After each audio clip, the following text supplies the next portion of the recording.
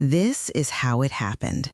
This is the story of how, at 65 years old, I lost everything I thought I had, only to find something I didn't know I was missing.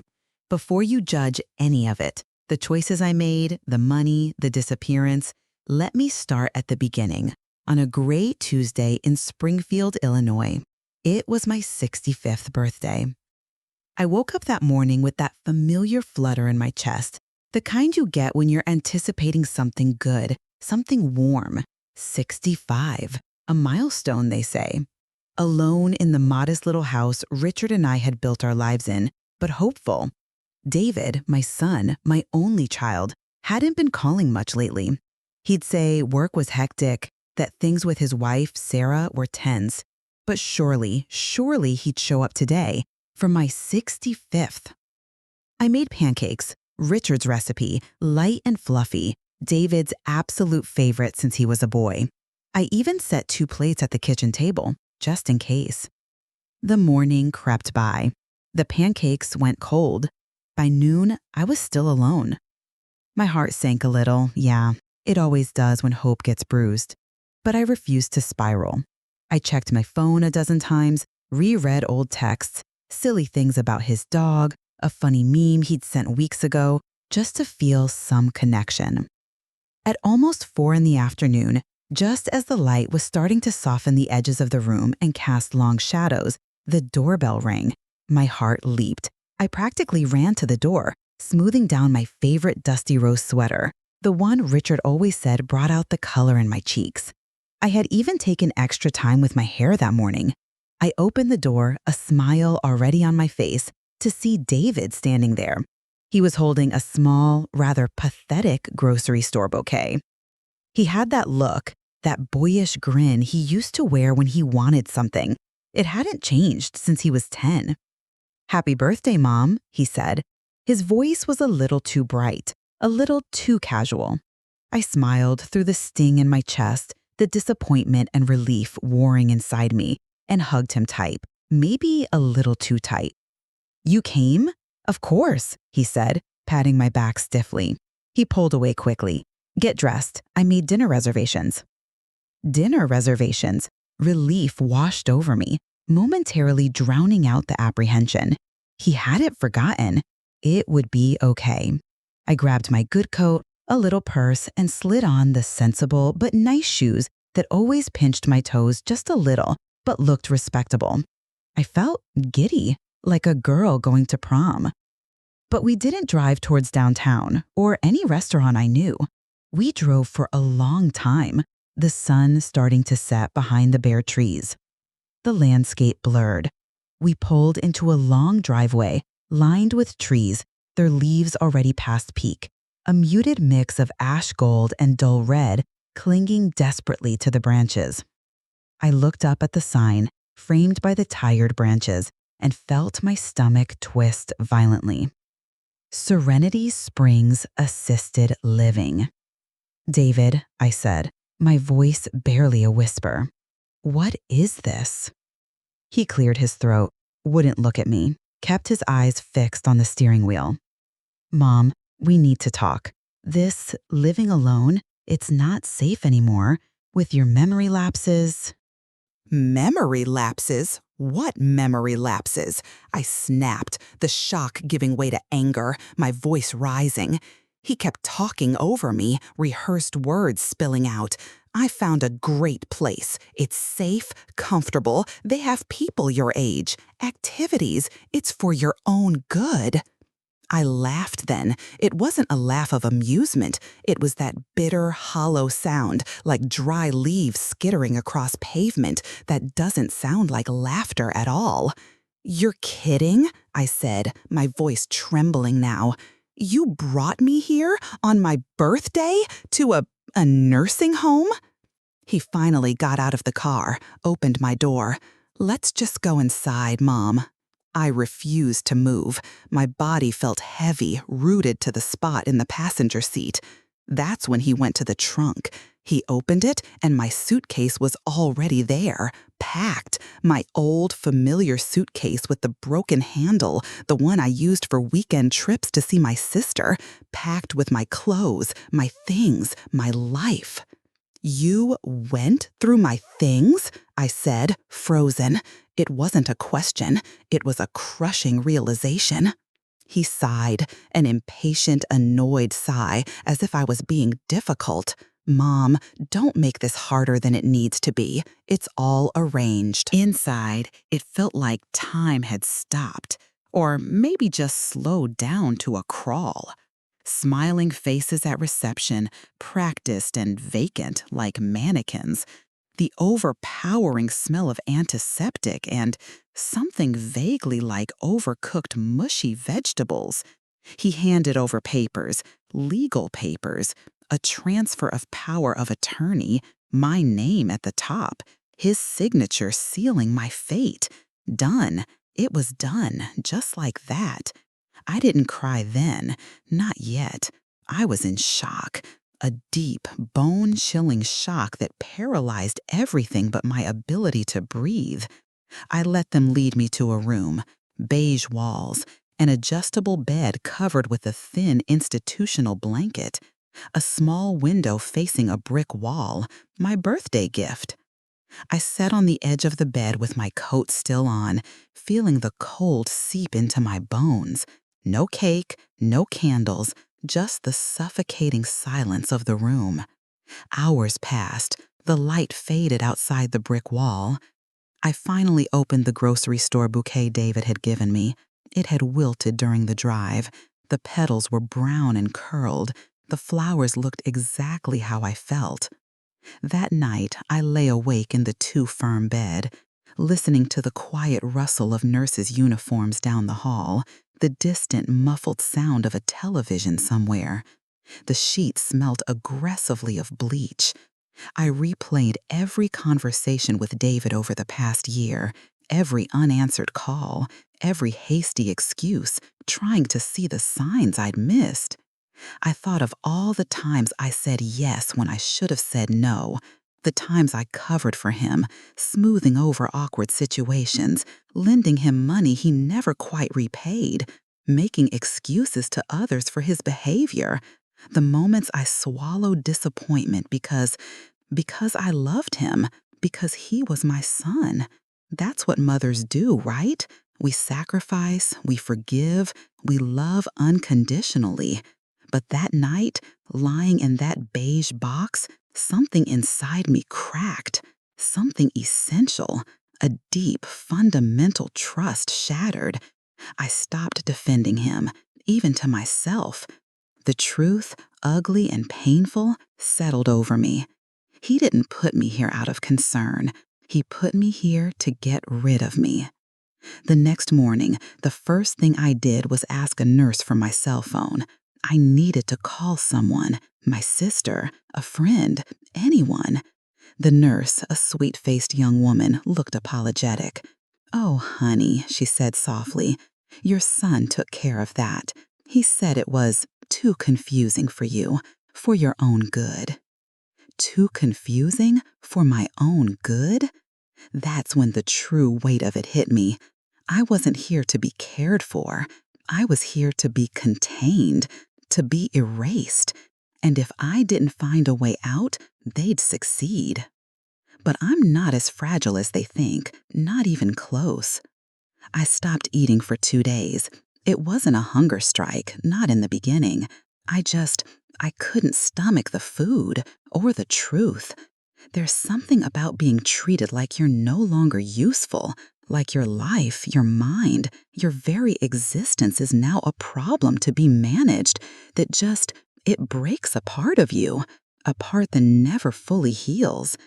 I'd raised a child, built a home, loved fiercely, and now I was just a room number and a patient chart. The nurses were kind, mostly, called me honey and sweetheart like I was a child, or maybe just not quite all there. Their kindness often felt a lot like pity when you're trapped. No one asked what I did before, what I loved, what my dreams had been. To them, I was just another old woman in slippers, forgetting things, even though I hadn't forgotten a single painful thing David had ever said or done. My roommate, Agnes, slept most of the day and snored loudly all night. She didn't talk much, but when she did, it was usually about people who hadn't visited her in years. Their names seemed to echo in the room like ghosts. I listened, because I knew the ache of absence too well. I tried to keep my mind sharp. I watched the news in the common room, did the crossword puzzles they left in the hallway. I reread a novel I'd already read twice before, forcing my brain to focus. But something inside me was sinking, deeper, darker. The feeling of being forgotten, of being written out of my own life, was a heavy blanket I couldn't shake off. Then, on the 4th day after I arrived at Serenity Springs, I met Clara. She wasn't supposed to work that day. A nurse called in sick, and Clara, bless her, filled in. She was young. She had her dark braids pinned up neatly under her scrub cap, and she had kindness, real kindness in her eyes, not pity. She was checking my vitals, her touch gentle and professional, when she said very quietly, almost to herself, "You know, you don't belong here." I looked at her, startled. Did she see it? The real me, trapped beneath the surface? She smiled, a genuine smile that reached her eyes. "Don't get me wrong," she said, her voice soft. "A lot of folks need help, and that's okay. This place serves a purpose. But you don't seem lost." I blinked away the sudden hot sting in my eyes. It was the first time someone had looked at me and really seen me in days. We got to talking. She asked about my life, about my son. I told her, just enough to explain why I was there without completely falling apart. I mentioned David, his visit, how I ended up here. She listened, really listened, not just nodding and saying, "Uh-huh." She asked questions that showed she was processing what I was saying. It felt like the first truly human connection I'd had since David had walked away. Later that day, after her shift was nearly over, she came back to my room. She held something small in her hand. "This belonged to Mr. Henley," she whispered, her voice low. "A resident who passed last week. His family didn't clear out his room completely. We found this tucked inside a Bible. No one claimed it." She held it out to me. It was a lottery ticket, folded into a small square, a little yellowed at the edges. It was dated 2 weeks earlier.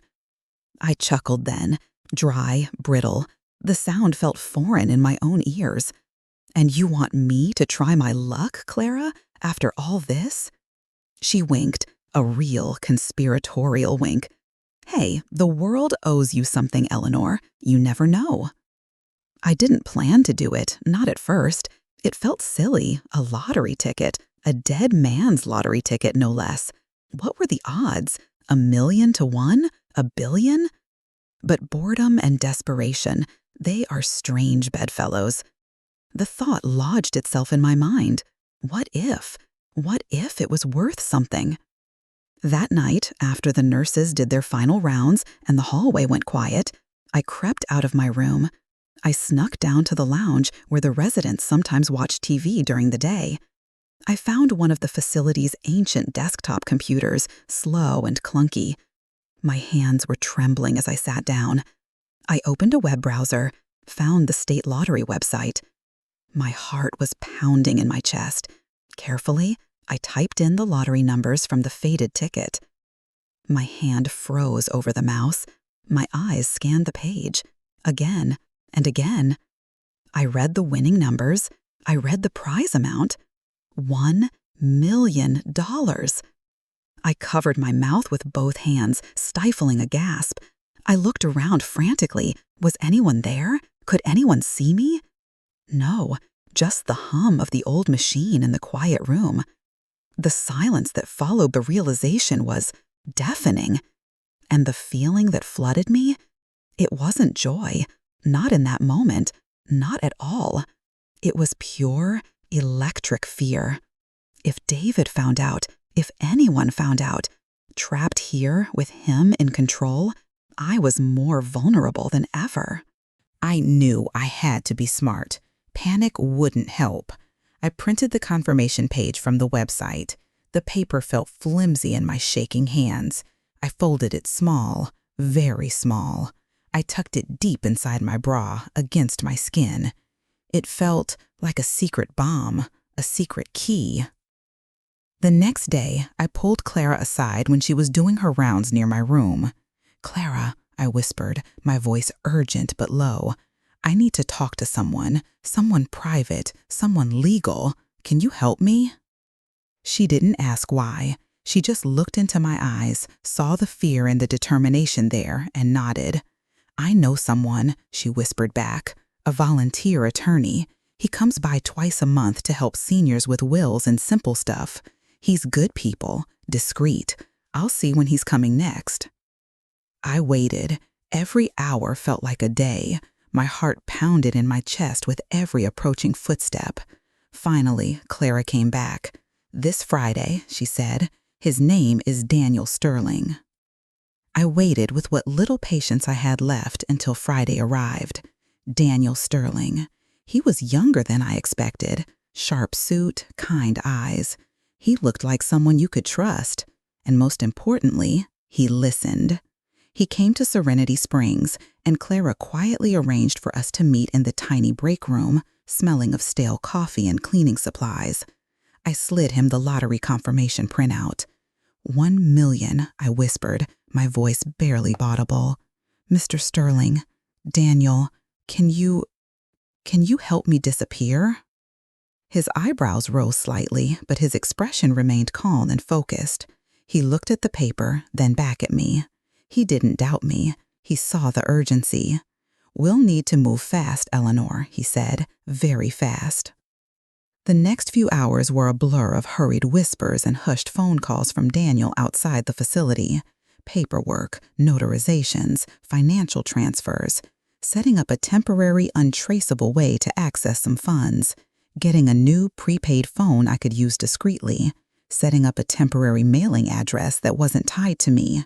He contacted an independent financial advisor he trusted, who immediately began setting up a blind trust, a legal entity that would hold the lottery winnings, making it impossible for anyone, including David, to trace the money back to me. My name was nowhere visible. David would never see a cent.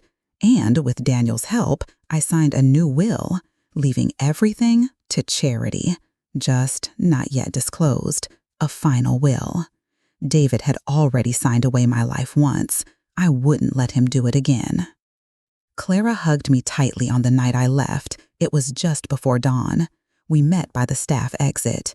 She handed me a small duffel bag Daniel had left for me, containing a change of clothes, some toiletries, and the new phone. "Don't forget us, Margaret," she whispered, tears in her eyes. "Eleanor," I corrected her gently, a small, sad smile on my face. "My name is Eleanor." She smiled, the tears spilling over now. "Eleanor, don't forget us when you're free." I didn't cry. I couldn't. I was too focused, too numb, too wired on adrenaline and fear. I slipped away just before dawn, wearing clothes that weren't mine anymore, carrying that duffel bag with only the essentials. They thought I was senile, broken, alone, an old woman who had wandered off in the night. But I was about to become a ghost with $1 million. Let them look for me. They'd never see me coming. The bus ride out of Illinois felt long, quiet, and cold. It was an anonymous Greyhound headed south. I sat near the back, hood pulled up, sunglasses on, even though the sun wasn't fully up, clutching that duffel bag like it held my soul. In many ways, it did. I didn't know exactly where I was going. Daniel had handled the destination. All I knew was I had to get far enough away that no one could find me. Not David, not his wife Sarah, not the lawyers he'd likely already called in a panic once he realized I was gone. Daniel had used the trust to help me purchase a modest house somewhere in rural Tennessee, something off the grid but livable, anonymously. No cameras near the property, no neighbors too close, just enough distance between me and the life I was leaving behind. When we crossed the Kentucky border, hours into the journey, I felt myself exhale. A deep, shuddering breath I felt all the way down to my toes. Freedom. I finally understood what people meant when they talked about the taste of freedom. And it wasn't sweet. It was metallic, like blood and fear. The house was nothing fancy, just a single-story brick structure with chipped paint and a crooked mailbox in the yard. It looked neglected, but it had a working heater, which was crucial as November was turning cold, clean water, and most importantly, silence. Not the stifling, lonely silence of a nursing home surrounded by people who've given up. This was the kind of silence you choose, the kind that let you breathe. The next few days, I lived like a shadow. I barely went outside. I cooked simple meals I could manage with the few pots and pans in the sparse kitchen. I walked to the mailbox each day, a small act of normalcy, pulling out flyers and junk mail. I sat on the porch, wrapped in an old quilt Daniel had left, watching the wind carry dead leaves across the yard. I checked the news obsessively online using the burner phone, half expecting my name to appear in bold letters. Missing woman wins $1 million. Son claims mental instability. But there was nothing. Not yet. It was like I had simply vanished, which, of course, was the point.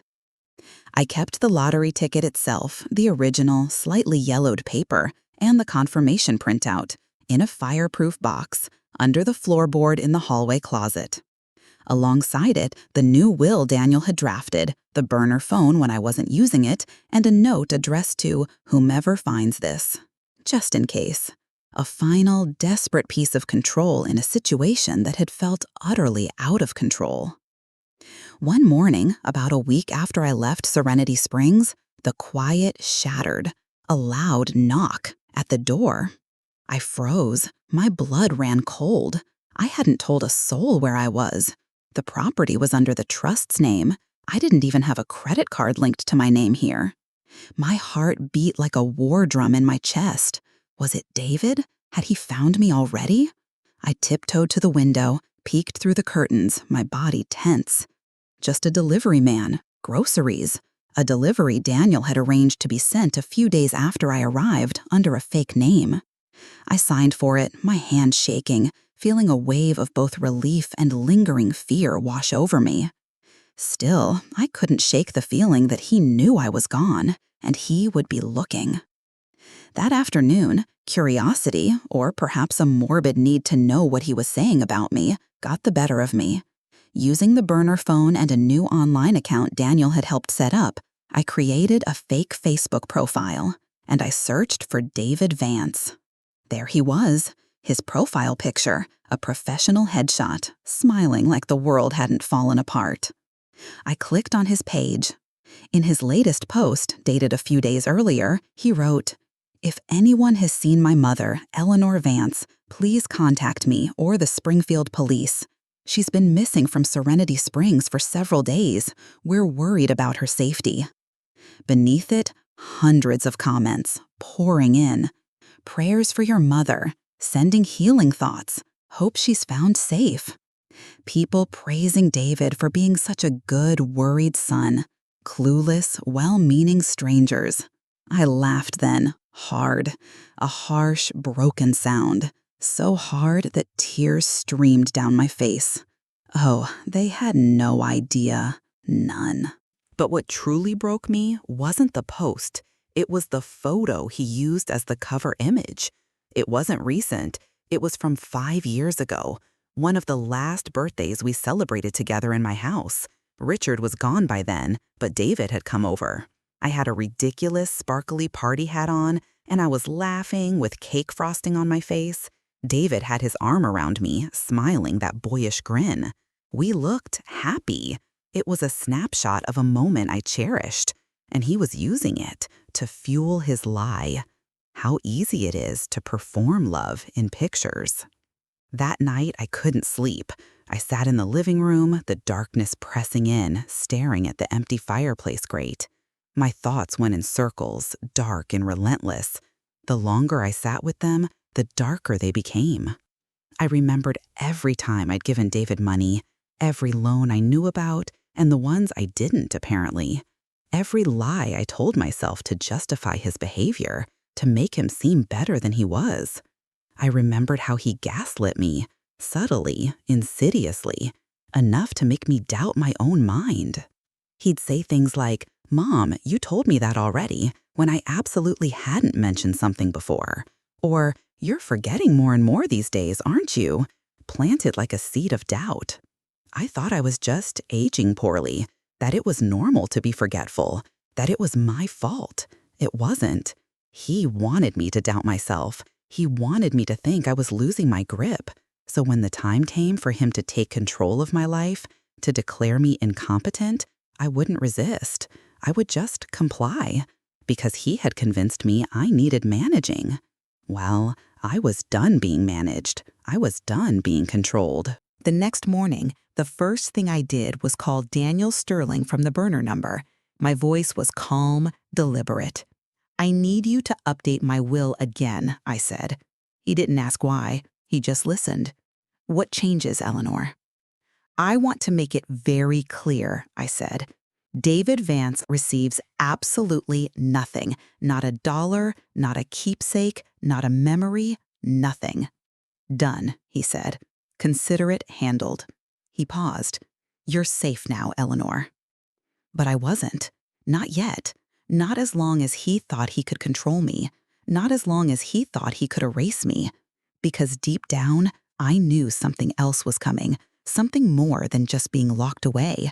And I needed to be ready for it. It started subtly, with a letter. Plain envelope, no return address. Tucked in among utility bills and junk mail, it might have gone unnoticed if not for the paper. It felt heavier than usual. Expensive. My stomach turned the second I touched it. Inside was a single sheet, a photocopy, my signature, or what looked exactly like it. Below it, 2 others, one from my late husband, Richard, and another from David. It was a loan document, dated 12 years ago, for $50,000. A personal loan taken out in both Richard's and my names from a local bank. The bank's logo was real, so was the notary stamp. But I had never signed that paper. Never. I sat down on the worn sofa, the letter trembling in my hands. The document had my handwriting, down to the loop in the E of Eleanor Vance. But something about it was off. Too perfect, too clean, too practiced. Richard, my kind, honest Richard. He would never have hidden a loan like that from me. Not ever. And David? He never said a word about it. A chilling suspicion took root. I pulled out the fireproof box from under the floorboard, retrieved the older file folder Daniel had helped me compile from my house before I left Springfield. A collection of past financial documents, bank statements, old bills, insurance policies we salvaged. I began going through them, comparing signatures, looking for anything out of the ordinary. Inside, I found 3 more forms, different banks, different dates, all with my forged signature and Richard's. A cold realization slithered through me. David had been stealing from us, from me, and from Richard, for years. It explains so much. The strange tension in our final years together, the hushed arguments Richard and David seemed to have, the way Richard avoided certain financial topics with me, how we suddenly seemed to have less money for extras, how David always seemed to need money for some urgent emergency, but somehow managed to drive a newer car every year, go on fancy vacations. The quiet arguments Richard and I had at night that I thought were about his work stress, the canceled vacation plans, the bad investments. I'd blamed aging, tight budgets, the market, just a general turn of bad luck in retirement. But it wasn't any of that. It was David, all along. I didn't cry, not this time. There was no room for tears. Instead, my mind shifted from hurt to cold fury, from passive victim to active investigator.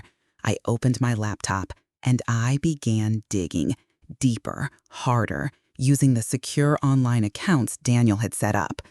Over the next 3 days, fueled by coffee and a relentless need for truth, I pieced it all together. David had falsified several loan documents using Richard's social security number and mine. The amounts varied. Some were smaller, paid off quickly, then rolled into new ones. Others had been quietly sent to debt collections, hurting our credit without me even knowing the full extent.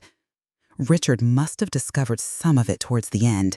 He must have covered most of it before he died, taking the shame and the burden with him. But one account, still active, still lurking in the shadows of my name.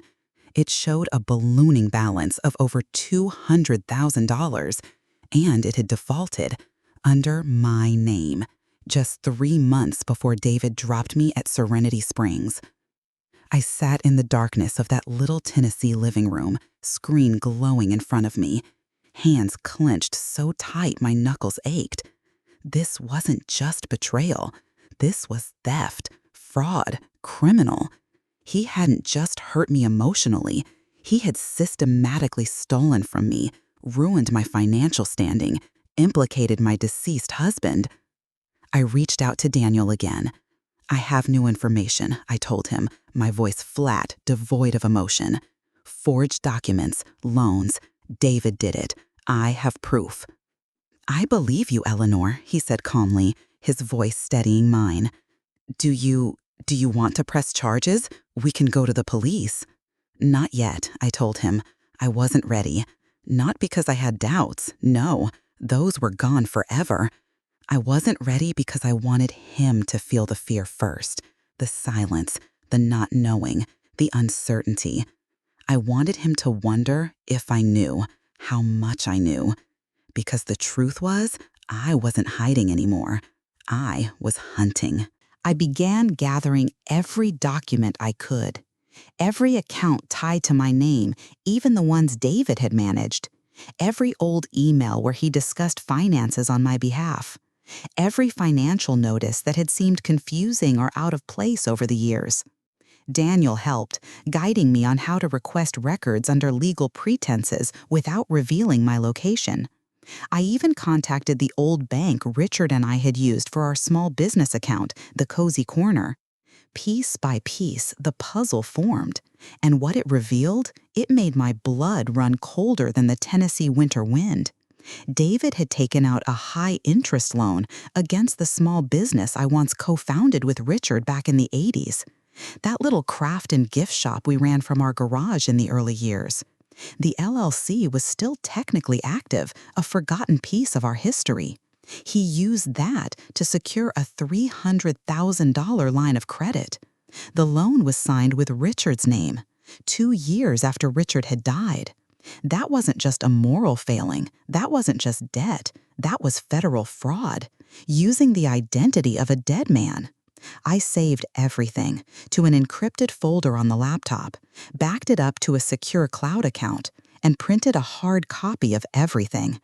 Every forged signature, every fraudulent loan document, every suspicious financial record to store in the fireproof box beneath the floorboards next to the lottery ticket.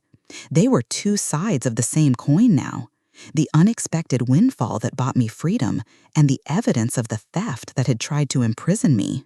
I wasn't sure how long I had, because if David was as desperate as these documents suggested, and if he had even the slightest clue that I had vanished with $1 million he thought was rightfully mine, he'd be coming for me soon. Have you ever looked at someone you loved your entire life, someone you nurtured, taught, guided, and realized you never truly knew them at all? That's what it felt like. Scrolling through pages of documents that tied my son to a trail of deceit so long and tangled, it made my stomach churn. The man I once rocked to sleep in my arms, the boy who cried when he scraped his knee, the teenager who talked about his dreams, had grown into a stranger, and not just any stranger, a dangerous one, capable of cold, calculated manipulation. By now, I had confirmed everything I needed for myself. David had forged my signature, lied to banks, manipulated my late husband into covering for him, burdening him with secrets and debt. And worst of all, he had done it all behind the mask of a devoted son. But the darkest truth came through a simple search Daniel guided me through, buried in a public database that listed ongoing federal investigations. With a little help from Daniel's legal access, we found it. David Vance, currently under federal investigation for fraudulent tax filings, embezzlement, and identity misuse. Identity misuse, that one hit hardest. My own name, my own life, used without my knowledge or consent. I clicked on the case file, my hand trembling. The details were mostly redacted, but the accusations were clear. David had been creating false identities, inflating incomes, falsifying deductions, submitting returns to siphon money through refunds. Some of those identities were deceased, like the one he'd used for the Cozy Corner loan. Some were elderly, some were real people, including me. The IRS had flagged several tax returns filed in my name over the past 3 years, returns I knew nothing about, showing income I hadn't earned, making claims I hadn't authorized. I stared at the screen, my mind in a spiral. Had he planned this all along? To take my money, my very identity? Was this the real reason he was so quick to shove me into that facility? To shut down my phone? To cut me off from the world? It wasn't concern for my memory lapses. It was containment. He wanted to keep me silent, disoriented, isolated, and utterly out of the way, so he could continue his fraud, potentially using my identity and hide his tracks. I pushed back from the desk, the chair scraping loudly on the floor. I started pacing the narrow living room, one hand pressed against my chest to quiet the frantic tremors there. My own son had weaponized my identity, used my name as a tool for his schemes. And when the heat came down, when the investigation started, he'd planned to put me away, like a loose end in a messy criminal story. Only now, I wasn't just a loose end. I was the one holding the thread, and I intended to pull it until his whole tangled web unraveled. I didn't call the police. Not yet. There was a cold, calculated anger building inside me now, an anger that wanted more than just an arrest. It wanted exposure. It wanted justice, yes, but on my terms. Instead, I continued documenting everything, every lie David had told, every loan, every forged line on a piece of paper. I printed them all again, filed them meticulously in new manila folders, labeled them with dates, details, everything. I began recording audio notes on the burner phone, not because I was scared of forgetting, but because I wanted my voice to be the last one in the room, a clear, undeniable record, if anything happened to me. Then I made a choice, a strategic move. I mailed a copy of the entire file, every single piece of evidence I had collected, anonymously, to the Department of Justice office handling complex financial crimes. Not to make a statement, not yet, but to plant a seed. They'd have the hard evidence. They'd have the details they might have missed. If something ever happened to me, if David tried to silence me permanently, they'd know exactly where to look and who to look for. Still, I couldn't stop the feeling that he knew or that he was looking for me. That feeling of being watched returned. I started noticing cars parked longer than usual down the road from the house. Once, a man knocked on the door, claiming he was doing a survey of the neighborhood. His questions were too general, his eyes too shifty. I didn't open it, just watched from behind the curtain, the burner phone clutched in my hand, ready to call Daniel. Every unexpected knock, every unfamiliar car driving slowly past, every sudden sound outside the house made me jump, made the fear coil in my stomach. And still, I didn't run. Not this time. I had run from Serenity Springs. Now I had to stand my ground. I made another call to Daniel. We need to finalize the trust, I told him. Every detail. The will, too. I want everything protected, locked down tight. He agreed. We worked through the details over encrypted calls. We set it all up in my new hidden name, with layers upon layers of legal insulation, multiple beneficiaries, shell corporations, complex legal structures. If David ever tried to challenge the trust, ever tried to claim a cent of that lottery money, he'd be bounced out of every court in the country. He wouldn't even know who he was fighting. But as much as I tried to shield myself with paper and strategy, with legal firewalls and anonymous donations, the emotional blow, it hit in the quietest moments. I'd sit at night in that small house, the only sound the crackling of the fire I now allowed myself, and remember David as a boy, his innocent laugh, his scraped knees that I'd kissed better, the way he used to fall asleep on my chest, his small body warm and trusting. I'd remember the teenage years, when things got harder, when he became more distant, more secretive, but I never gave up on him. The rushed college calls, the sudden silences, the growing distance that felt less like independence and more like pulling away. How did I miss it? How long had he been slipping away from me, becoming someone else, while I kept holding on to the memory of the boy? Maybe that's the worst kind of betrayal, the one you watch unfold in slow motion, the one you deny for years, always hoping it's something else, something fixable. But now, I knew. The hope was gone, replaced by hard, cold truth. And I wasn't going to let him rewrite the end of my story, because for the first time in my life, I held the pen.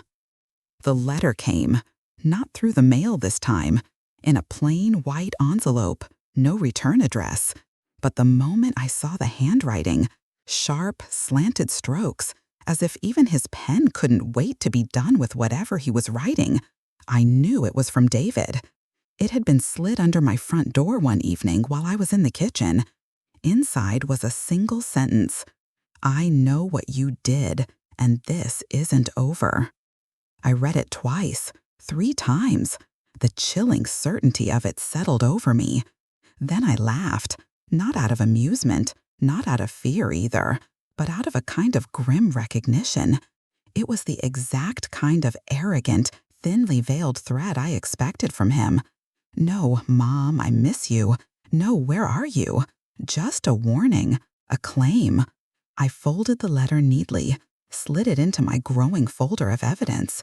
It was just another piece of his pattern. By now, I'd been gone almost 3 weeks.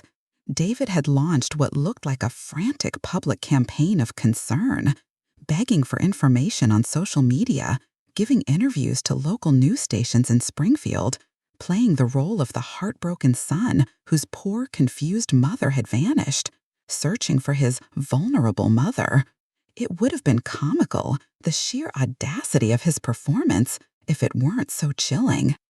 And then, just as I feared, he made his next move. A letter arrived through certified mail from the county courthouse in Springfield. Official, legal. I signed for it with trembling hands and sat down at the kitchen table to open it. He had filed a petition to have me declared mentally incapacitated. I couldn't breathe. The air felt thin, sharp. The document laid out his case. It included statements from 2 people claiming I'd shown erratic and confused behavior over the past year. One was a former neighbor I barely knew who must have been pressured or paid. The other, an old college friend of David's, someone I'd met once or twice years ago. David's lawyer had submitted audio clips too, snippets of old voicemails I'd left for David, when I was distressed about something, lonely in the house after Richard died, or simply venting my frustrations to my son. Chopped and edited, taken completely out of context. They made me sound scattered, desperate, even unstable. He even attached a letter from a psychiatrist, one I'd never met, never spoken to. Based on David's fabricated account, she claimed concern over my disappearing and supposedly paranoid behavior. It was all a carefully constructed lie. They wanted the court to declare me incompetent, to freeze my accounts, to seize control of the trust, if they even knew about it, to drag me back to Illinois, to Serenity Springs, or maybe somewhere worse. They wanted to silence me, to lock me away permanently. Daniel came that same night. He drove all the way to Tennessee, arriving late. He read everything: the petition, the statements, the psychiatrist's letter. His expression was unreadable at first, serious. Then he looked at me. "We've got work to do, Eleanor," he finally said. His voice was calm. "But Eleanor, you need to be calm too. You need to stay sharp. They're counting on panic. They want you to fall apart." I nodded, too numb to cry. The shock had returned, but beneath it was a hard core of resolve. I would not fall apart. The next few days moved like a storm gathering force. Daniel contacted an experienced litigator he knew in Illinois to help us prepare for the court hearing. We gathered documents, every receipt, every financial record I had from before. The records Daniel had obtained about David's fraudulent activities. The logs from the burner phone showing my calls to Daniel. The video calls I'd had with Daniel and the financial advisor proving my lucidity and active involvement. My daily journal entries since leaving Serenity Springs, documenting my thoughts, my actions, proving I was of sound mind every single day. We scheduled an independent psychiatric evaluation, a real one. The doctor, a kind woman named Dr. Evans, came to the house. She spent 3 hours with me, asking about my childhood, about Richard, about David, my life. I told her everything, the good, the bad, the heartbreaking betrayal. She didn't pity me. She listened, truly listened. She asked real questions that showed she was assessing my mental state, not just listening to a sad story. And when she left, she touched my hand and said, very simply, "Mrs. Vance, you're the most lucid person I've seen all week." It felt like the first full breath I'd taken in days. Validation. It was a powerful thing. Still, the pressure mounted. News of the hearing date leaked to the local Springfield media. The internet, which had briefly sympathized with David's missing mother saga, began to shift. Questions arose online. Why hadn't she contacted anyone? Was she unstable? Was someone else manipulating her, perhaps for money? The media loves a mystery, especially one with potential drama, and David knew exactly how to feed them one, hinting at dark forces and vulnerability. But I wasn't afraid anymore, not of David, not of the media speculation, because now I had more than just proof. I had purpose. In the quiet of my small Tennessee home, I began preparing something else, a video statement. I didn't publish it yet. It was a backup, a piece of insurance. But I wanted to be ready, just in case they found a way to silence me in court. I set up the burner phone, looked directly into the lens, and I spoke. "My name is Eleanor Vance. I am 65 years old. I am of sound mind, and I was betrayed by the person I trusted most." I didn't cry. I didn't scream. I just told the truth, calmly, clearly, because I knew what was coming. And this time, I wouldn't be the one on trial for my own mind. The courthouse in Springfield hadn't changed since the last time I'd passed through it years ago. It felt like a lifetime ago. Back then, I was just there to pay a parking ticket, sitting in a room full of ordinary people hoping to forget their minor mistakes. Back then, I was a wife, a mother, someone who believed in giving people second chances. Now, I was the accused, my mental capacity on trial. Daniel and the local litigator, a sharp woman named Miss Davis, had advised me on how to present myself. Simple, but strong. Something that said, "I'm not here to beg. I'm here to be heard, and I am capable." I wore a navy blue coat with silver buttons, my best one, Richard's old watch on my wrist, a small anchor, and a pair of sensible heels that clicked defiantly with each step through the courthouse halls. Every click was a small act of defiance.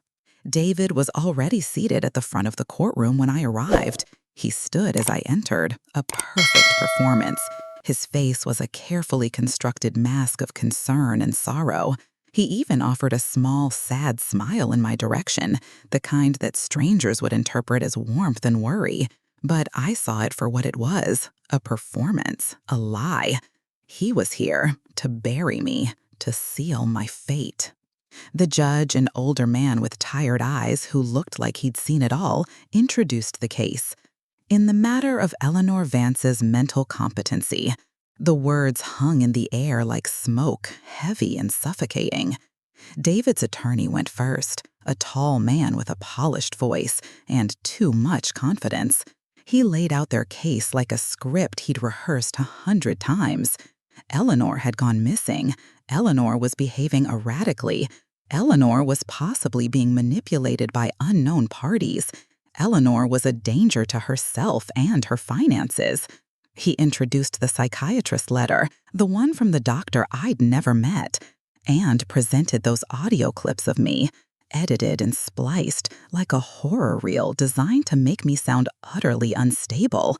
I sat there, listening to myself sound scattered, desperate, confused, even unstable. My own words, taken completely out of context, twisted into a weapon against me. I saw the judge's eyebrows rise slightly, my hands clenched around the armrest of the chair, nails digging into the fabric. It was infuriating and terrifying. Then David spoke. He took the stand, looking earnest, vulnerable. "Your Honor," he said, his voice trembling just the right amount, a master manipulator. "I love my mother, I really do. This is the hardest thing I've ever done in my life. But I truly believe she's being taken advantage of. She's not herself. She's lost. I just want her to be safe." That's when I knew it was my turn. It was time to stop being the quiet, confused victim in his narrative. I stood. "My turn, Your Honor," I said, my voice clear and steady. The judge nodded. I walked slowly to the stand. Every eye in the courtroom was on me. I paused just enough to let the weight of my presence settle in the room. Then I spoke. My voice was calm, firm. "My name is Eleanor Vance. I am 65 years old. I am not mentally impaired. I am not lost, and I am not anyone's victim." I opened my folder, methodically, carefully, and handed a copy of Dr. Evans' full, independent psychiatric report to the judge, signed, dated, certified. The verdict was clear: completely sound mind, no indicators of cognitive decline, emotionally stable. I watched David's attorney's shoulders tense. David's face twitched, the mask faltering for a second. Then I continued. "I have here," I said, lifting a second folder, "a log of every phone call I made the week before I left Serenity Springs. Records proving my deliberate and independent actions. Receipts for the transfer of funds to a legal trust. Medical records, clean. And a signed affidavit from the attorney who helped me exit the facility, Mr. Daniel Sterling, stating I was lucid, logical, and in full control of my decisions when I chose to leave." I paused, letting the weight of that sink in. I had chosen to leave. I wasn't a confused old woman who had wandered off. "And I also have something else," I said, holding up a third, thicker folder. "But I won't be presenting that today, not unless I need to." I didn't show the file, the one with every fraudulent signature, every stolen loan document, every manipulated tax record David had ever touched. That was my ace, my ultimate leverage. Instead, I turned to the judge. My voice softened slightly, but the strength remained. He put me in a facility, Your Honor, without my consent, took my phone, took my freedom, isolated me, and now he wants to take what little I have left. My voice, my independence, my dignity. Don't let him. The courtroom was utterly still. Daniel sat beside me, silent but steady. His eyes met mine, and I saw pride there, but not surprise. He knew I could do this. The judge leaned back, his eyes thoughtful, tapping his thumb on the file Dr. Evans had provided. I need time to review all documents and the medical evaluation thoroughly, he said. The court will reconvene in 2 weeks. 2 weeks. It wasn't a final victory, but it wasn't a loss either. It was time bought, time that I intended to use. David turned toward me as the session ended. He tried to catch my eye, that practiced look of wounded concern back on his face. But I didn't give him the satisfaction. I looked straight ahead.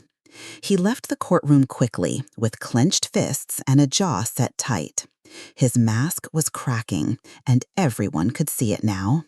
And I walked out with my head high. The war wasn't over, but for the first time, I knew I could win it. 2 weeks. That's how long the judge gave us. But David didn't waste a single day. Within hours of leaving the courthouse, he doubled down on his public campaign. He knew he hadn't won in court, so he took the fight to the court of public opinion. The local news ran a news segment that evening. Missing Springfield mother reappears in court. Son fears exploitation by unknown parties. David spoke directly to the camera, eyes moist, voice shaking just enough to sound genuine to those who didn't know him. "I just want to make sure my mother is safe," he said, playing the role of the worried son to perfection.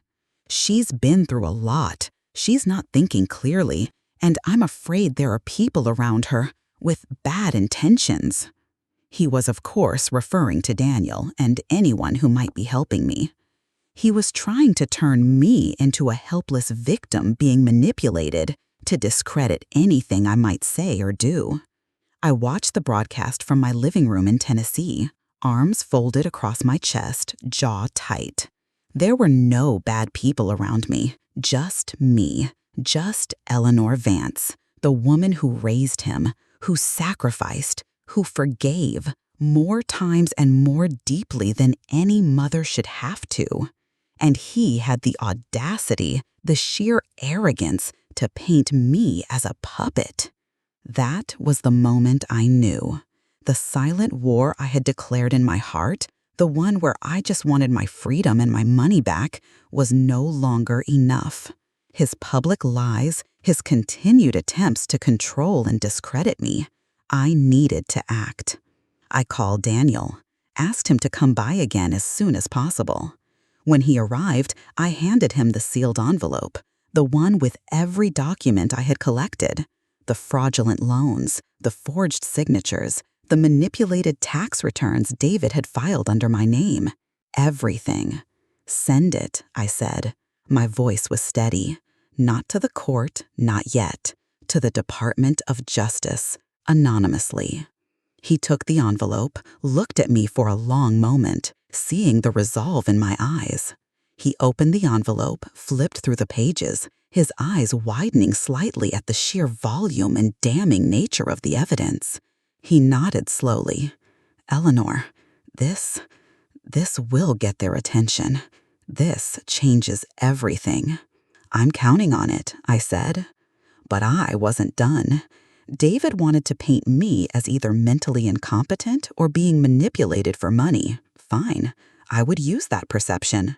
That night, using one of my new aliases and a fresh online account Daniel had set up, I made a sizable donation, a very sizable donation, $5 million, to a national nonprofit organization that specializes in protecting elderly individuals from financial abuse and fraud.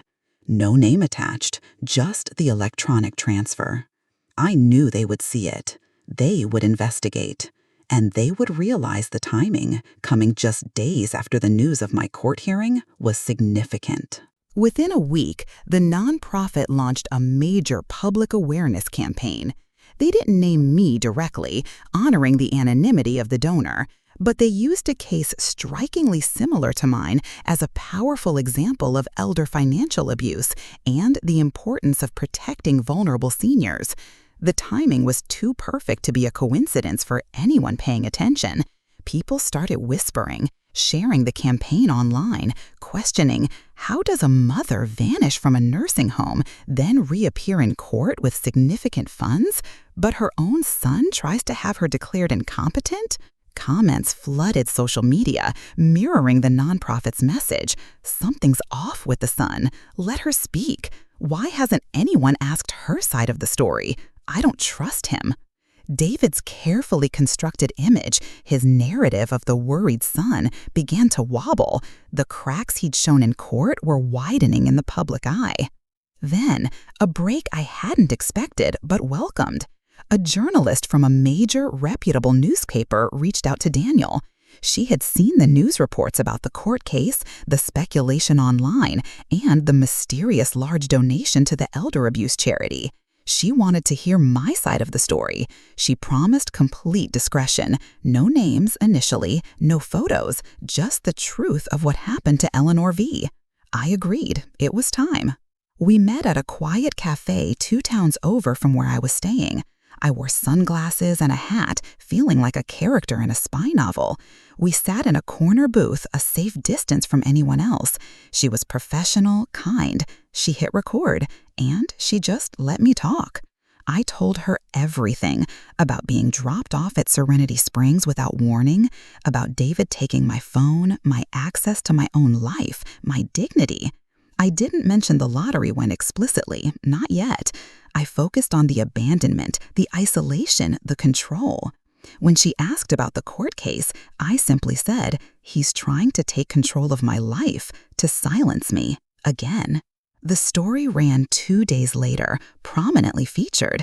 The headline resonated, Mother or Millionaire, the silencing of Eleanor V. It didn't use my full name, but anyone following the news in Springfield knew exactly who Eleanor V was. The article laid out the facts of the abandonment, the sudden court case challenging my competency, the swift disappearance and reappearance. It didn't make accusations, but it raised serious questions about David's motives and actions. It didn't take long for the dots to connect online. People online began speculating wildly. Was the missing mother actually the anonymous donor to the elder abuse charity? Was this the money David was trying to seize control of? Was this why her son wanted her declared incompetent? More whispers, more doubts. The narrative was no longer David's. It was shifting. And still, I remained quiet, waiting, because David's downfall wouldn't come from a whisper or an article or an accusation. It would come from a reckoning, a legal, irrefutable reckoning. 2 days before the court reconvened for the second hearing, Daniel received a call. It was from the Department of Justice. They had received our anonymous file containing all of David's fraudulent documents, and they were opening a formal criminal case. David didn't know it yet. While he was building his flimsy castle of lies in courtrooms and through media appearances, trying to control the narrative, I was setting fire to the foundation beneath him, and the flames were getting higher. The second hearing felt different from the moment I walked in, colder somehow, not because of the weather outside, though the Tennessee wind had turned cruel and icy that week, but because something fundamental had shifted in the air around us. The public speculation, the article, the underlying knowledge of the truth, it hung heavy in the courtroom. David walked in looking noticeably less confident this time. His usual arrogant swagger was gone. His shoulders weren't quite as high. His lawyer whispered urgently to him as they took their seats, their faces grim. They'd seen the article. They'd seen the shift online. They were feeling the cracks in their facade. I sat calmly at the table with Daniel and Miss Davis. My folder of documents, not the original one, but clean copies for presentation, was neatly tucked into my lap. I wasn't afraid anymore. The fear had been replaced by something else, a cold, sharp anger. Not the kind that makes you lash out or scream, but the kind that hardens into precision. This time, we went first. It was our turn to set the stage. Daniel Sterling stood and opened with a statement that silenced the courtroom. His voice was clear, confident, and carried the weight of undeniable truth. "Your Honor," he began, "since the last hearing, my client, Mrs. Eleanor Vance, has completed a full independent psychiatric evaluation with Dr. Clara Evans, a reputable professional, which unequivocally confirms her sound mental capacity." He handed the report to the judge. "Furthermore, we have submitted detailed financial logs proving Mrs. Vance's independent actions and coherence throughout this period." He paused, letting that sink in. Then he delivered the real blow. "And finally, Your Honor, we have discovered through legitimate public records that the petitioner in this case, Mr. David Vance, is currently under federal investigation for multiple serious financial crimes, including identity misuse and tax fraud." He handed the judge a copy of the public case docket from the federal court. David's attorney stood up immediately, his face pale, protesting loudly. "Objection, Your Honor. That investigation has no bearing on Mrs. Vance's competency." The judge held up a hand, stopping him cold. "Sit down, counsel." The courtroom held its breath. The judge looked from the federal docket to David, his expression stern. Then came the irrefutable proof of my state of mind. Dr. Evans, my independent evaluator, took the stand. Calm, intelligent, direct. She confirmed that I was not only mentally competent, but emotionally sound and fully aware of my decisions, including my choice to leave Serenity Springs. "Mrs. Vance is not only clear and articulate," Dr. Evans said, looking at the judge. "She's deliberate, thoughtful. She has a firm grasp on her reality and her personal history. There is no medical basis whatsoever for any declaration of incompetence or need for guardianship." I looked at David then. His hands were gripping the edge of the table so tightly his knuckles were white. His mask, that carefully constructed facade of the worried son, was completely gone, replaced by naked fear. He knew. Daniel then presented our final piece of evidence, not the folder of fraudulent documents, those were now with the DOJ, but a timeline, a clear, simple chart. It showed exactly when David attempted to seize control of my accounts and assets, and how that perfectly coincided with large, desperate withdrawals he made from his own failing business accounts. Coincidence? Daniel asked the judge. Hardly. It showed a clear financial motive behind his actions. The judge reviewed everything in silence. The truth, presented calmly and logically, was overwhelming. David was offered the opportunity to respond. He stood, his voice cracking, desperate now. "My mother is sick," he insisted, clinging to his lie. "She's clearly being manipulated by someone. She wouldn't act like this unless she was confused or unstable. This isn't her." I stood then, and I faced him directly across the courtroom. "I am her," I said. My voice was steady, strong. Everyone went still. "I am the woman who stayed up with you when you had the flu at age 6, putting cool cloths on your forehead, who gave up vacations, who pawned jewelry after your father died to help pay for your college classes, who cooked your favorite meal even when I couldn't afford groceries for myself." My voice broke slightly, thick with years of unacknowledged pain, but I didn't waver. "I am her. And you left me in a facility like I was nothing, like I was disposable." I turned to the judge, my gaze steady. "And now, Your Honor, I ask you to look at the evidence, to listen to the truth, and to let me prove that I am not nothing, that my life, my mind, my independence matters." The judge leaned forward, steepled his fingers, his eyes fixed on me. He spoke slowly, deliberately. "Mrs. Vance, based on the overwhelming evidence provided by your counsel, your independent psychiatric evaluation, and the glaring inconsistencies and documented motives in the petitioner's claims," he paused, I am dismissing this case. A wave of relief washed over me, so powerful it almost made my knees buckle. Your financial accounts and personal autonomy are fully restored, the judge continued. This court recognizes you as competent and independent. He banged the gavel. It was over. I didn't cry, not there, but my hands trembled slightly as I picked up my papers, and I walked out of the courtroom. David didn't say a word as I passed his table. His eyes were wide, not with anger anymore, with fear. He knew it was over. At least this part of it. But what he didn't know was that while he'd spent weeks trying to prove I was unstable, I'd been building something far more powerful than a defense, a legacy, and I wasn't done yet. The phone call came just after midnight a few weeks later. Daniel Sterling's voice was tense but steady. "It happened, Eleanor," he said. "The DOJ opened formal proceedings. They're moving forward. David's name is on the federal docket. The indictment is expected soon." I didn't speak immediately. I just sat there in the dark living room, the cat curled at my feet, staring out at the wind shifting the bare branches of the trees beyond my window. A part of me had been waiting for this moment, for justice, for consequences for what David had done. But now that it had come, it didn't feel victorious. It felt inevitable, sad, but necessary. The next morning, the world caught up. The media swarmed first. National news outlets picked up the story that had started as a local curiosity. Springfield man, son in elder abuse case, under federal investigation for fraud.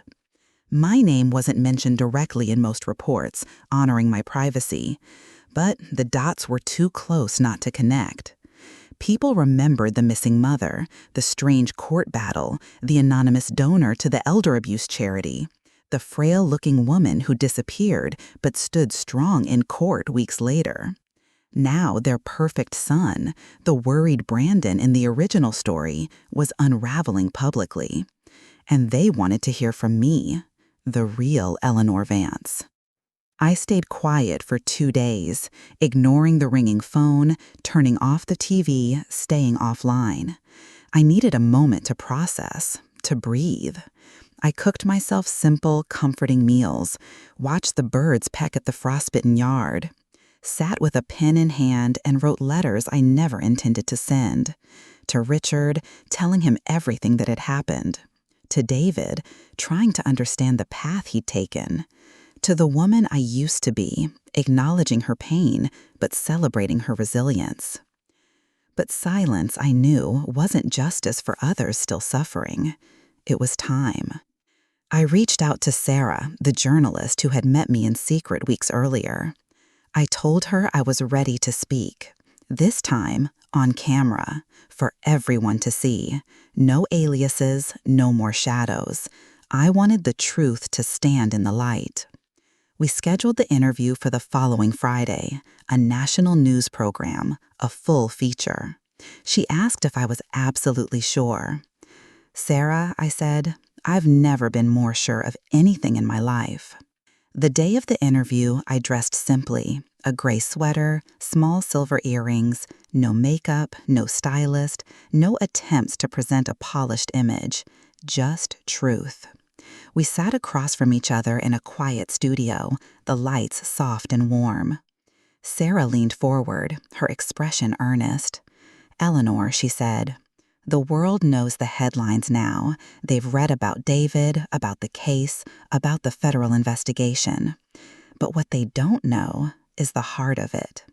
Why speak publicly now, after fighting so hard for your privacy?"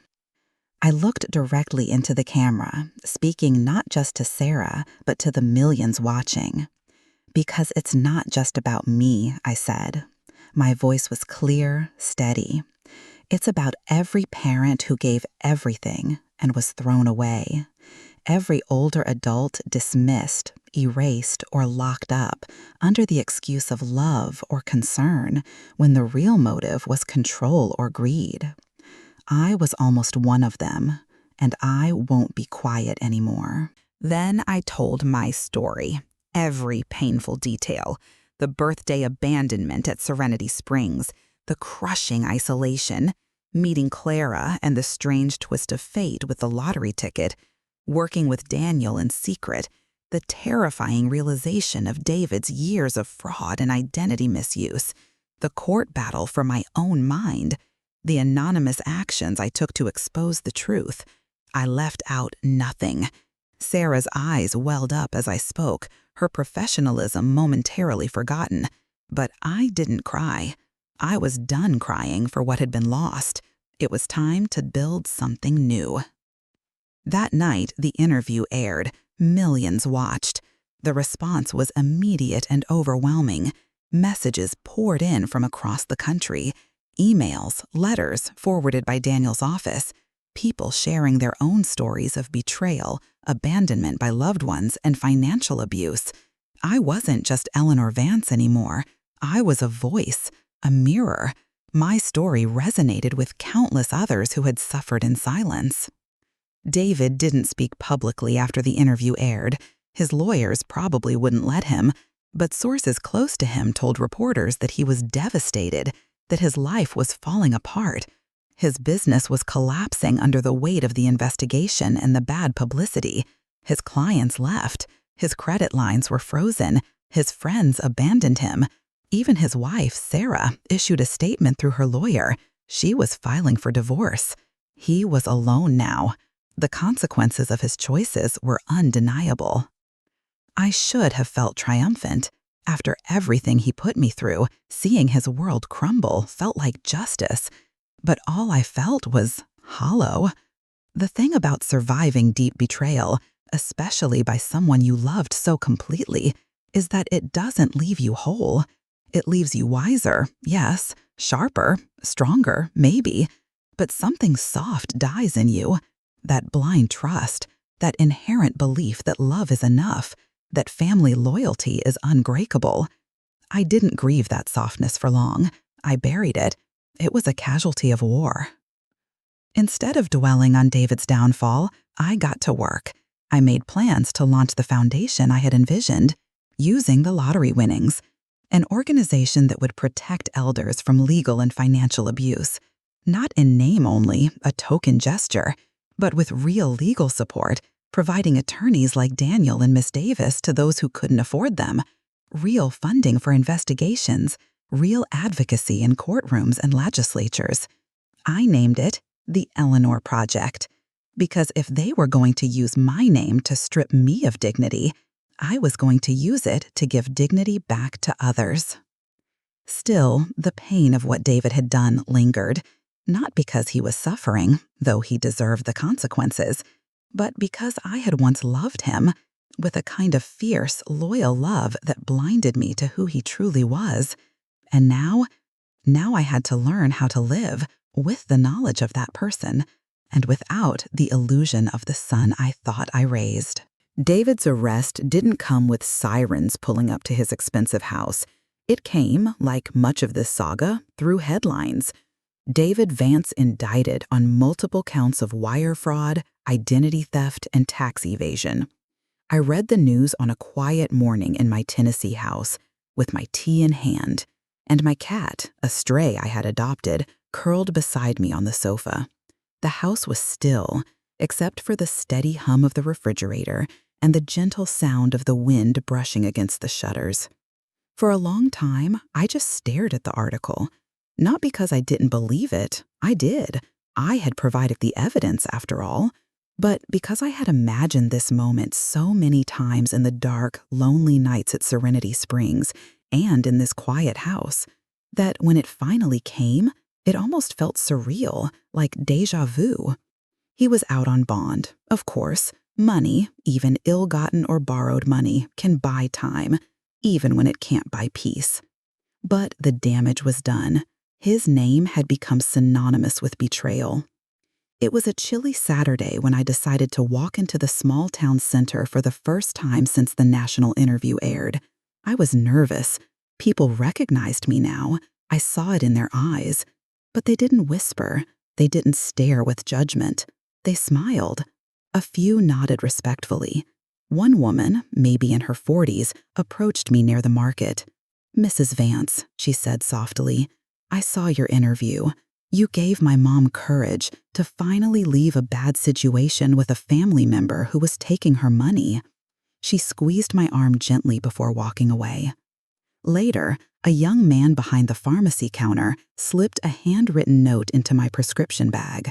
It just said, "My grandma says thank you." I hadn't sought this kind of attention, but it came, gently, like sunlight through heavy clouds. It was the ripple effect of telling the truth. Daniel stopped by that afternoon, bringing some legal updates. "They offered him a deal," he said, looking tired. 10 years, if he pleads guilty to the federal charges. If not, it goes to trial, could be more. "And he?" I asked. "What is he doing?" "He thinks he can outsmart the system," Daniel sighed, shaking his head, "still pretending he can negotiate his way out." Daniel hesitated. "He still hasn't tried to contact you directly?" I met his eyes, not directly, but close. I had received something, just a few days ago. A letter, unmarked envelope, no return address, slid under my front door one evening while I was in the kitchen. Inside, a photograph. It was from my 60th birthday party, me in a yellow sweater, laughing, with cake frosting on my face. David beside me, his arm around me, holding the knife, laughing too. That same photo he'd used on Facebook. On the back, just one sentence, in his familiar, sharp handwriting. "You always believed in me. I'm sorry that wasn't enough." I sat with that photo for hours after Daniel left. Not crying, not raging, just remembering. Remembering the boy who asked for one more bedtime story, his eyes wide with sleepiness and trust. The teenager who drove my car into a mailbox and cried, truly cried, when I didn't yell at him, just hugged him and made sure he was okay. The man who hugged me tighter than usual the day his father died. The last moment of true connection we seemed to have. They were all parts of him, and I loved them. I had loved him. But love, true love, demands truth. And David, my son, chose lies, again and again. That night, I burned the photo in the fireplace, not out of hate, not out of anger, but out of release, out of acceptance. I watched the flames curl around the paper, blacken the edges, erase the smiles. It wasn't about erasing the memory. I didn't need a picture to remember. I needed peace. And I was almost there. The morning I returned to Serenity Springs for the first time since escaping, the sky was pale gray, the kind of gentle light that softens the world, without hiding it. I stood outside the facility for a long moment, staring at the very place where I'd been left, like luggage. The parking lot was quiet, the trees were bare, but something about the place felt different, brighter. The front doors opened and Clara stepped out before I could even knock. She was smiling, but her eyes went wide when she saw me. "Oh my God, Eleanor," she gasped. I smiled, a real, genuine smile this time. "It's me, Clara." We hugged, not politely, not briefly, but like two people who had both survived something profound. Her arms were warm, and I realized how long it had been since I'd felt truly safe in someone's embrace. Inside, the place was different. The floors were freshly waxed, gleaming. The lights were brighter, less sterile. The common room had new books on the shelves, a better television, and the comforting smell of real coffee brewing in the corner, not the instant kind. "I heard what you did," Clara said, her voice full of awe, leading me to a quiet bench in the hallway. "The donation, the interviews, the foundation? Eleanor, you changed everything here." "No," I said, shaking my head gently. "I just stopped letting people decide who I was. I found my voice." We walked the halls together. I visited Agnes's old room. It was now a bright, cheerful reading lounge filled with sunlight. The staff looked up as we passed, some smiling, some stunned to see me there. A few residents recognized me, their faces lighting up. I nodded to each of them. They weren't invisible anymore, and neither was I. That afternoon, I gave a speech in the new activities room. There were folding chairs set up, and the staff had made actual cookies, not store-bought ones. Clara introduced me, her voice full of pride, like I was someone famous. But I shook my head when I stepped up. "I'm not here because I'm rich," I began, "and I'm not here because I was wronged." My voice was strong. "I'm here because I was silenced, and I know how many of you still feel that way." Every pair of eyes watched me, some of them old eyes that had seen too much, welled with tears. "I want to tell you something," I said, "something I wish someone had told me a long, long time ago." "You are not a burden," I said, my voice ringing with conviction. "You are not forgotten, and you are not finished." Applause followed, soft at first, cautious, then louder, spreading through the room. I smiled, feeling the weight of every lonely night I had ever spent, every tear shed in silence, now replaced by something warmer, something full, a connection to these people, to myself, to the woman I had become. When I returned home, I finalized the details for the Eleanor project. It would become a national organization, offering legal and financial advocacy for elders in danger of being exploited. We'd hire attorneys, launch hotlines, build partnerships with senior care facilities, hospitals, and courts. We would fight for those who couldn't fight for themselves. David, he took the deal. 10 years in federal prison. It felt like a distant echo now. He tried to send another letter from jail. Daniel's office received it. I instructed them to return it unopened. That chapter was closed. Finished. I spent the final days of the year writing letters to every person who helped me along the way. Daniel, who was steady and brilliant. Clara, who showed me the first real kindness I'd seen in days. Dr. Evans, who saw my mind clearly. Sarah, the journalist who amplified my voice. I thanked them, not for saving me, though they had, but for standing beside me while I saved myself. And then, on the first snow of January, a quiet morning, the world outside muffled in white, I did something I hadn't done in decades. I wrote a letter to myself. It was short, just 1 page. I read it aloud as I sat by the fireplace, the cat curled at my feet, purring. "Dear Eleanor," it said, "you weren't crazy. You weren't too trusting. You weren't weak. You were just a woman who loved too deeply. And when they tried to write you out of your own life, you picked up the pen and wrote the ending yourself. I am so proud of you. With love, yourself." I folded the letter, placed it in a small wooden box Richard had made years ago, and set it on the mantel. I didn't need a legacy of money or fame or even revenge. I had something greater, something they could never take away: freedom. And for the first time in my life, after 65 years of living for others, of being defined by my roles as a wife and mother, of being confined and controlled, I was finally, fully, completely free. Thanks for listening. If you've been through something similar, or if this story touched you, feel free to share your thoughts in the comments below. Your voice matters. Your story matters. Don't let anyone silence you.